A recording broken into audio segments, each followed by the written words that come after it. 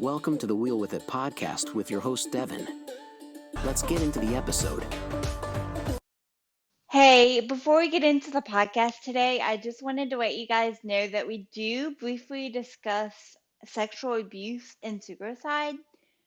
So if that is something that is triggering for you, feel free to skip this one and come back next week. My name is Devon Wieters, and today we have the host of the My Bird Opinion podcast, Timothy West, on with us today. How are you, Timothy? I'm good. How are you, sweetie? Good. How are you? Good. So I almost said, "How are you?" 'Cause natural conversation. All right. Tell us about yourself, and then we'll go from there. As you said, yes, I'm the host of that podcast, so we'll get to how I got to that point. But Jim Hardy. I'm a What? busy person. Yes. So my name is Timothy West. I am 34 years old. I live in Pennsylvania. When I was a kid, I had a disease called Stevens-Johnson syndrome, which is an allergic reaction to medication. It nearly killed me, made all my hair, skin, teeth, everything fall off. Yeah, I was in a world of hurt for a long time. I did major scar tissue damage to my eyes, which so now I am currently legally blind. I can see some, but not great. My left eye's colors and motions, and my right eye is it's hard to explain. I can see some, like I know I can see what Devin looks like, but yeah, it's challenging for sure. Yeah, I've been through a lot of things, mental health and chronic pain and bullying. I've been through a lot, but I'm here. So I'm kicking. I know you said it was an allergic reaction to medication, but do you mind going in more into it? Like what like medication it was, or and how did you realize that something was wrong? All that kind of. Yeah, sure. So I went into it with I went to the hospital, the emergency room for a really bad ear infection. So I'm like the worst case, like what you hear when like somebody says, "Oh, I went to the hospital for one thing and I came out with another." Yes, and almost died. Yes. Yeah, exactly. And so they started giving me amoxicillin, and I started seeing like really bad reactions. I started like getting hives and just breathing. A lot of things was just off. And so they gave me vancomycin, and I was allergic to that. And all of a sudden, that's when my hair and teeth started falling, skin started burning off. At least that's what it looked like anyway. Essentially, I was melting, and so they had to life flight me because where I live, they don't have a burn center, and a burn center is where they send most people who are caught on fire or people who have a lot of skin issues. And in my case, I had no skin, but it wasn't because it wasn't because I caught on fire. So they had to bandage me up. So what they do is they put bacitracin all over my body to help heal the wound, and then to keep it there, they wrap you up like a mummy, and they constantly, multiple times a day, change those bandages. And again, you got to remember that it's excruciating pain because there is nothing, like everything is raw and sensitive. It's a very weird feeling. It's just, I don't know. It's very traumatic, obviously. I do remember some of it, and it's hard to explain how painful it really was. Pain scale off the charts for sure. Yeah, I was an Ellen watcher, and I saw a boy. I don't know exactly what he had, but he had a skin condition where he had a lot of burns and stuff. A- And yeah, he said the bandage changes were horrible. So I can only imagine because there's like nothing but that's Yeah, yeah, absolutely. so how is it getting used to like you're healthy and then now you're disabled? Or however you wanna call it. No, you're fine. No, you're not gonna offend me. That's fine. No, it took me a long time to understand what that is because I was 4 when that happened, so I didn't really know what any of that meant. And honestly, I was a very happy kid. When I was in the hospital, I played with toys and I laughed, had a good time. Of course, I cried a lot too because I was in so much pain, but I really was able to put myself in some sort of mental cocoon where I had my toys, my stuffed animals, my action figures and things, and I had whatever music I was into. And I just try to shut it out because I was in so much pain and I was so sad and things. And it helped me to just keep me from really being aware of what was going on and being really afraid because I went through many surgeries and just skin grafts and procedures on my eyes and all over my body. And so it was a lot. And even when I got out of the hospital, I was on feeding tubes and there was different parts that were removed from me, like my gallbladder. So it was a long process.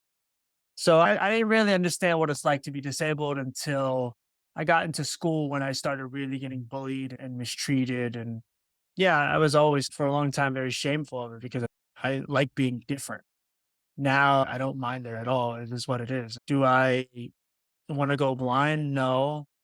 Do I want my vision back? Sure, but if I can maintain what I have, I'm okay with it. I've lived with this for a long time, 30 years now. But yeah, it took me a long time to understand what it's like to be disabled. It took me a long time to learn a lot of these things. Like I said, I was a very young child, so I never really got to grasp the concept of disabled or anything of that. That How did you come to deal with all that bullying, and how did you emotionally deal with all that bullying and stuff like that?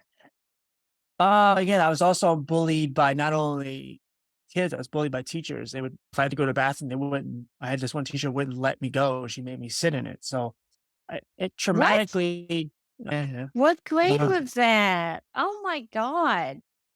kindergarten, first grade, somewhere around there. I think it was first grade. Gee.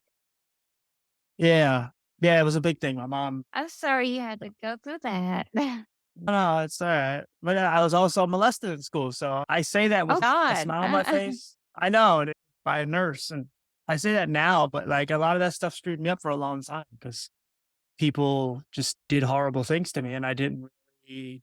I just thought that was okay. But yeah, it took me a long time to really understand all that shit because I got older and it was like, hey, okay, now you need to make connections with women and you need to have friends.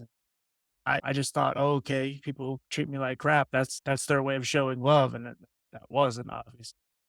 But yeah, it took a lot of recovering. It took a lot of therapy and a lot more life experiences for me to understand and just go through. So yeah, it's not easy by any stretch of the imagination. I'm still dealing with some of it to some degree, I guess. But overall, like a lot of it's just it is what it is. It's life. It sucks. I'm dealing with how I deal with it. I don't expect anyone to just immediately do what I do, but I've came out on the other side okay, so I'll live with it. First of all, I'm sorry that you went through that, and that's really hard and painful to hear. Dang. Yeah. Is it is there anything in particular that got you through that time? Helped you? Again, a lot of my distractions were within whatever I was into. So video games or toys and whatever, music, obviously. But I didn't have a lot of friends for a long time. And I didn't know what it was like to get through it. A lot of that stuff I blacked out for a while because it's just the way I dealt with it.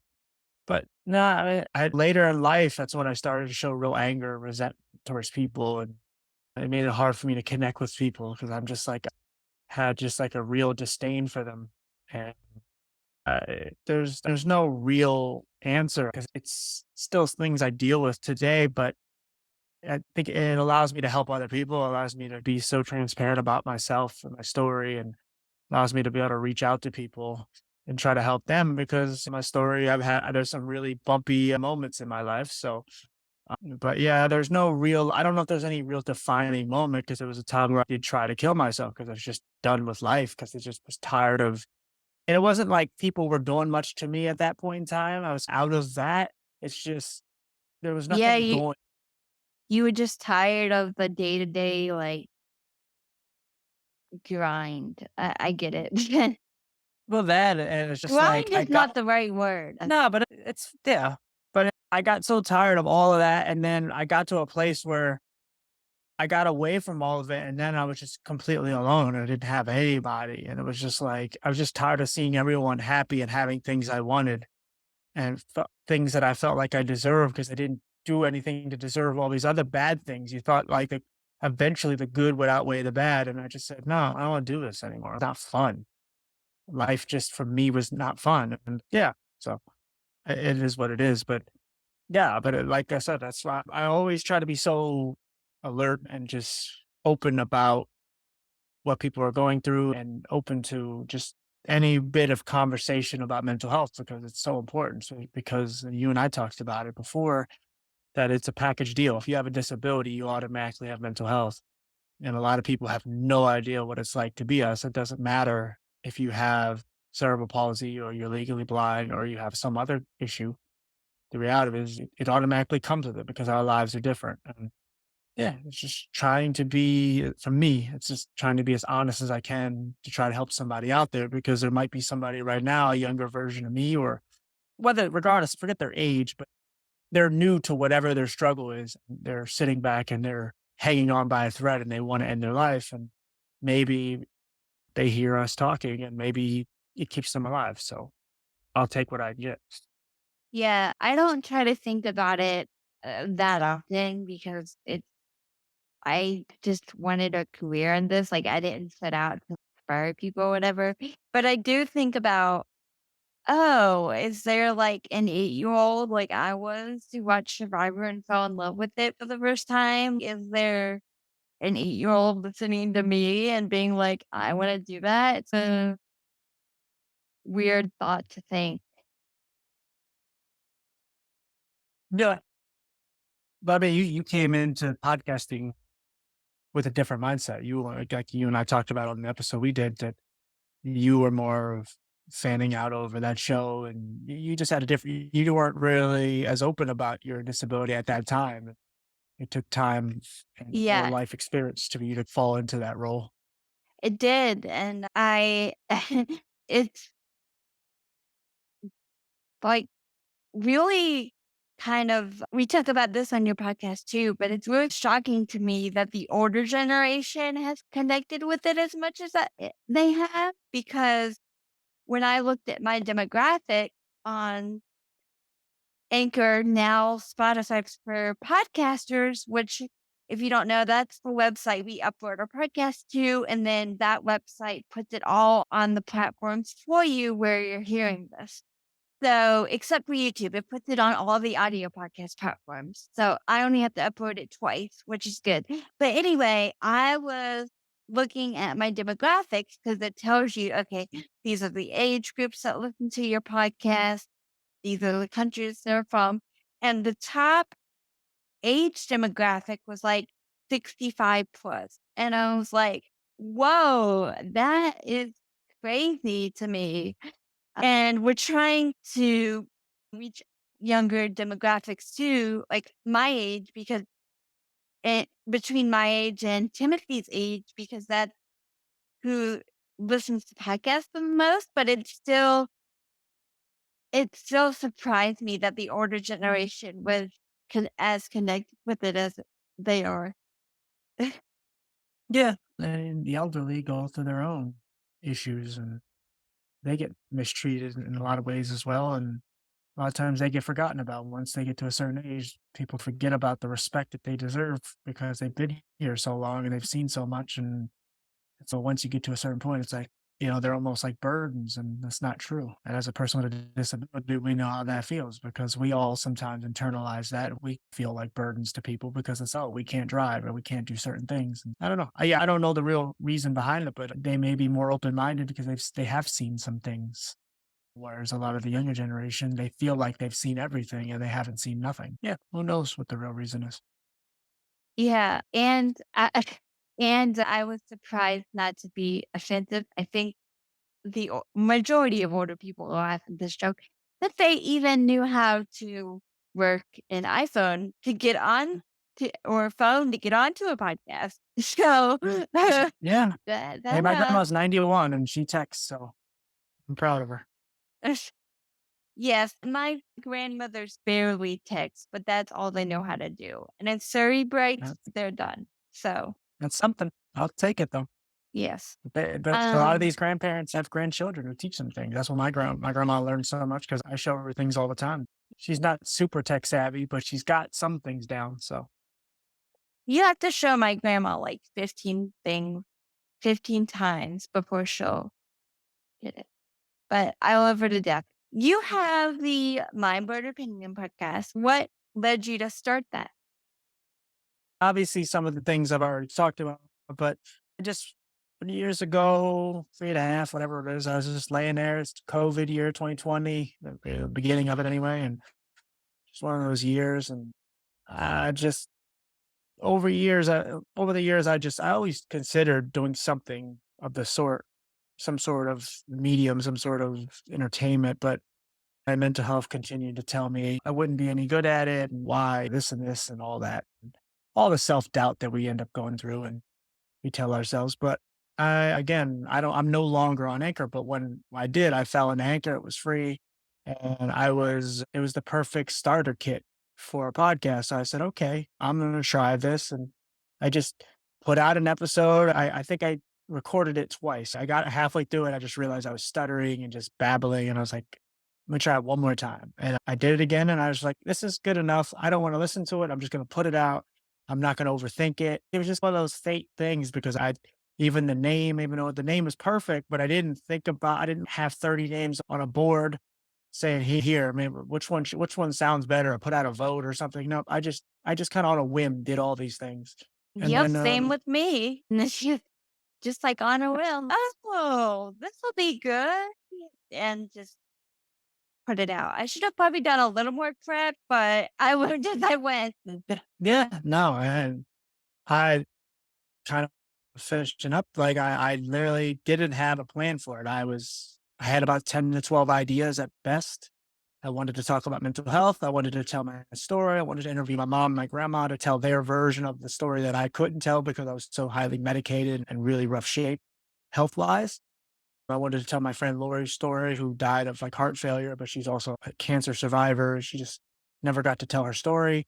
I didn't really have anything after that. And I interviewed a couple of my friends who had vision impairment. And then I started to do some research on what other people in the disability community were up to in the same vein as us, YouTubing, blogging, podcasting, all that. And I realized I was making the same mistake, not on purpose, but I was making the same mistake a lot of us were making where we were sticking to the body part that we know, in my case, eyes. And I didn't like that. I wanted to do my part to bring the disability community together. I watched the documentary Crip Camp and a It's lot of it fabulous, by the way. Y'all should go watch that on Netflix. It is on Netflix. Yeah. fabulous. It is a forgotten piece of history, and y'all should watch that. Okay, go ahead.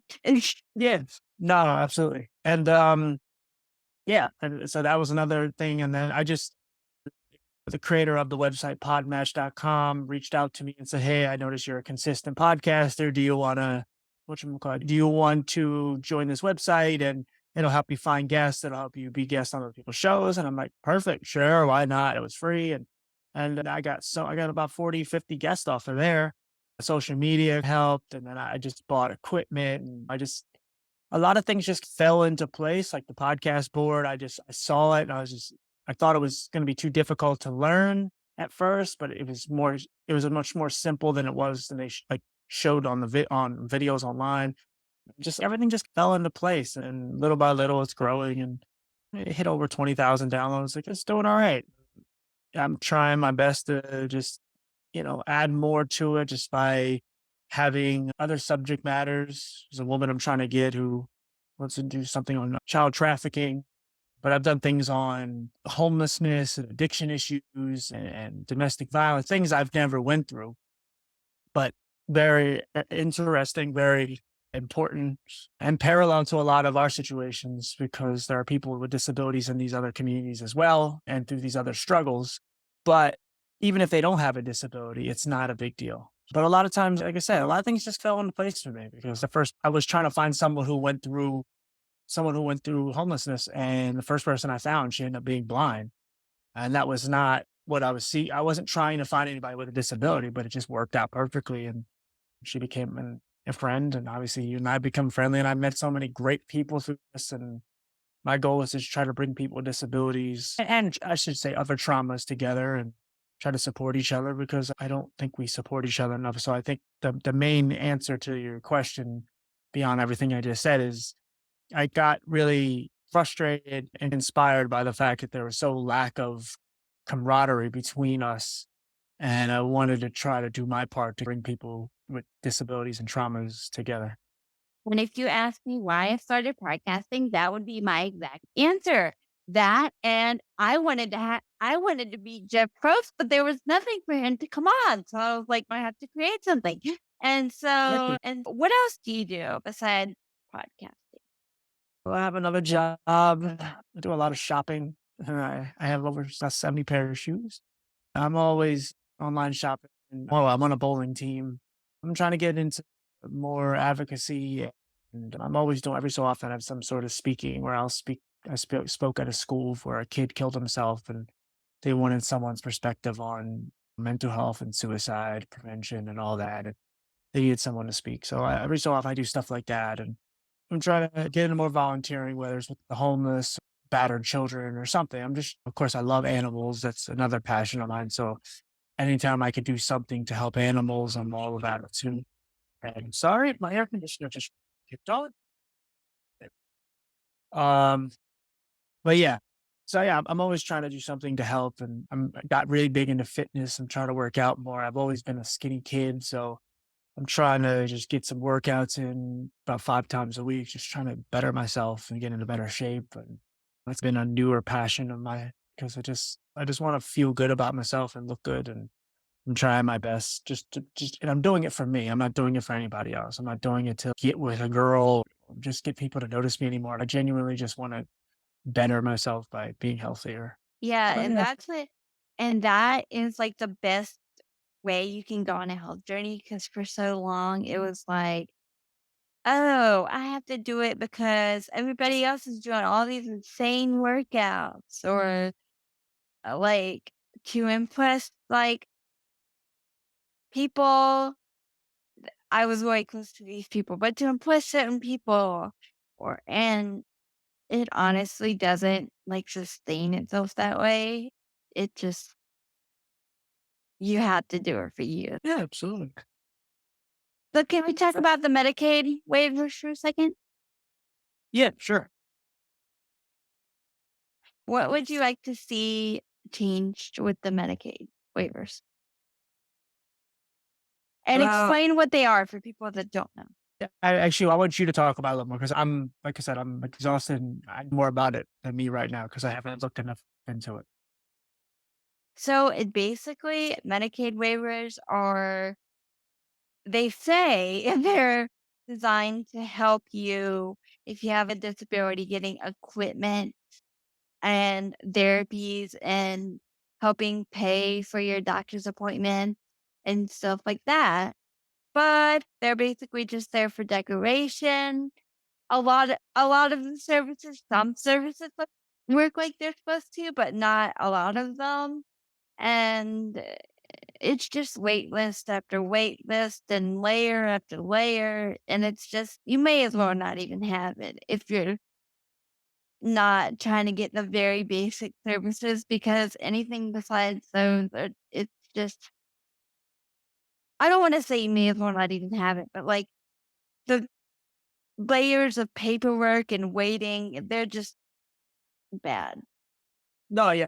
I see. I don't know much about them. I'll look into it, but that's like everything with us, right? Like it's whether it's Social Security, whether it's just trying to get a job, whether it's like there's always so many runarounds, and they just make us like for me, I'm trying to get this procedure in Kentucky. It could possibly help my eyes, and it's like everything is a hassle. The insurance trying to cover it. It's them sending me the right documentation so I can get this blood work done and all that. They send me the wrong things. And it's just running around because at some point they just want you to give up because they look at you as like a broken person and they expect, wow, they're not going to fight. But I think when people don't understand is for some of these services, we don't have many other options, at least maybe not in the current time.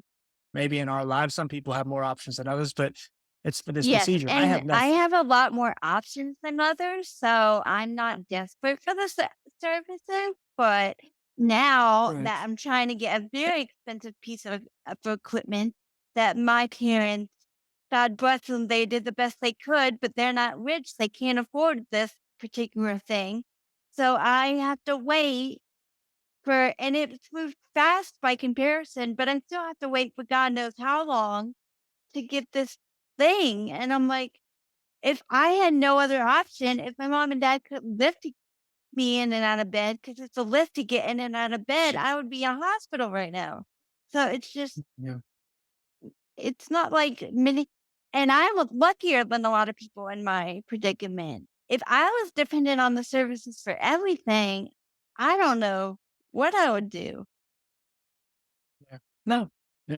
No, but they, like I said, they expect us to give up. And for some of these services, the ones that we need most, we're not going to give up because we are very strong people and we're going to fight it out until you give up, until you actually relinquish the services that we deserved and needed to be provided. Because Yeah, they it's just treat you like crap and then expect you to give up. And we're like, no. and that's why I tend to say that, like, the disability is not the hardest part. It's everything else that comes with the disability. So Yes, it's the stigma and the, oh, you're number 200. Well, I'm not number 200. I'm actually the next one on the wait list, but this is just an example.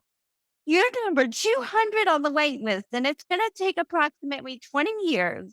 yeah, I was told that I couldn't even get disability for 10 years. And then I made the right call. I found the right people. And in 3 months, I got it. Yeah. They tell you whatever you want to hear because you don't have the proper information. If you have the right, you have the right information, you have the right people that know what they're doing on the back channels and all that, Yes. you could fight it, but they want Luckily, you to go to court. luckily, I have an awesome social worker that knows this thing inside and out because she has nephews with autism and she works in it.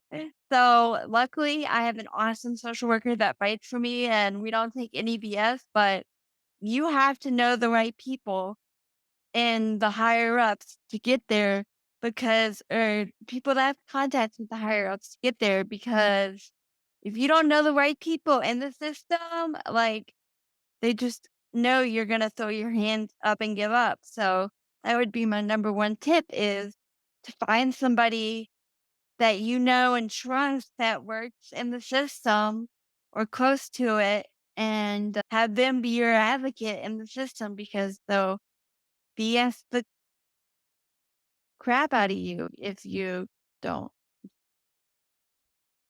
Pretty So much. is is there anything else you'd like to add before we get off?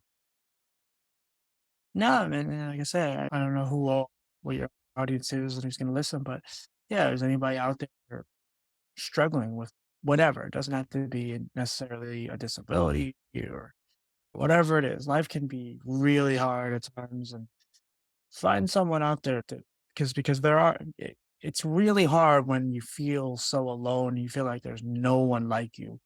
You tend to just it tends to be so like constricting, and it tears you apart, and you can't fathom that there's thousands, hundreds, whatever, millions, however many people there are like you. In our case, there are a crap load of people with cerebral palsy. There's a crap load of people with visual impairment. But there are much rarer cases and so on. There's much rarer cases in life that you may have a weird situation that's not, it's pretty unique. But for the most part, there's going to be someone out there like you, and you can find someone that can fall into the same category as you, and they can help you. There's a lot of groups. There's a lot of people out here that are going through similar things. You really aren't alone. It's like I said, I understand how tough life can get. It gets really bad at times. And me and Devin, we're in better places now, but we still have our moments. We still have sad days. We still have our bad days. But the good thing is our bad days are bad weeks. They aren't bad months. They aren't bad years. They just they fade away after a much smaller amount of time. And the older you get and the stronger you become and the more life experience you develop, and you develop into a stronger person. You just learn and it just gets better. It does. I'm not going to sit here and I don't ever downplay anyone's situation because you just don't know what someone's going through. But yeah, stay strong out there and always reach out and find somebody that can help you. Don't give up. And awesome advice. I concur. Where can people follow you on social media? Yeah, I'm on Facebook. I just got on TikTok, but I hate it. I'm Yeah, I use on TikTok because it's so good for like video podcasts and stuff like that. So I'll cut out little clips and put them on there. But if you really want to find out what I'm up to, Instagram and Threads is the place right now. TikTok is not my first choice, but I have to use it. So, There's my cat bullet. hi. Here you go. Yes, I'm also a father to a cat. Yeah, but yeah, I'm mainly more on Instagram, which is like TJ Save Space for All. You can find me at Timothy J West on Facebook. I said I'm on TikTok, but I have 11 followers right now. I literally just got on. I'm just trying to figure it out. They already took down one of my videos, and I literally all I was doing was talking about a podcast, like promoting an episode. So I don't know what I did to mess that up, but I'll look into it more. I mean, I'll try to put some effort into it. But yeah, again, of course, you can find my podcast, My Blurred Opinions, on any platform: Apple, Spotify, Google, all the usual suspects. But yeah, like I said, I'm out here. I'm not hard to find. And if you do reach out or you comment or whatever, message me on any of these platforms, I will get back to you. I always like to interact with everybody and try to help somebody however I can. So I think it's very key because all these people I do meet through the podcast, I do keep all their numbers for the ones who want to stay in touch and try to check on everybody. So yeah, And it's he good stuff. does. He's a very sweet man. So he does. I try. Don't forget to subscribe to my channel. Follow me on social media. The links will be in the show notes. And hit the bell if you've subscribed on YouTube so you'll get notified when we upload a video. He's ringing a bell with his hand. And we will see you guys next episode. Bye, guys. Thank you for joining us. We hope you enjoyed the show. Remember to follow the show and our guests on social media and subscribe